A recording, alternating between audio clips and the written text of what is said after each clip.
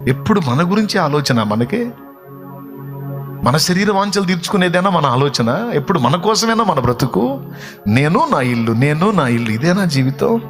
ఆఖరికి భక్తికి వచ్చినా అదేనా? దేవుని దగ్గరికి వచ్చినా అదేనా? పొద్దు పొడిచి తెల్లారిందాకా అదేనా?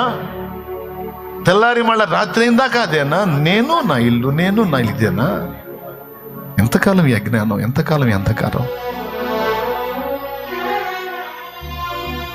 దేవుణ్ణి ఎరిగిన ప్రతి ఒక్కడు కూడా నడుం కడితే కదా, దేవుని పని చేస్తే కదా, దేవుని ప్రేమను మోసుకెళ్తే కదా, యేసు సిలువను మోసుకెళ్తే కదా ఆత్మలు బతికేది. దేవుడు చెప్పిన ఆజ్ఞల్లో మొదటిది దేవుణ్ణి ప్రేమించు, రెండవది పొరుగు వాడిని ప్రేమించు.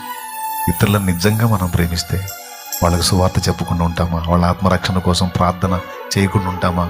వాళ్ళకి ప్రేమ చూపకుండా ఉంటామా?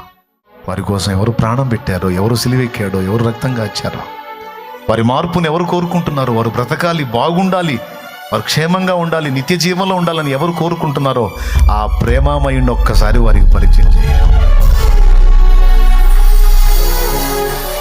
అలా నువ్వు పరిచయం చేస్తే నువ్వు దేవుణ్ణి ప్రేమిస్తున్నావు అని అర్థం.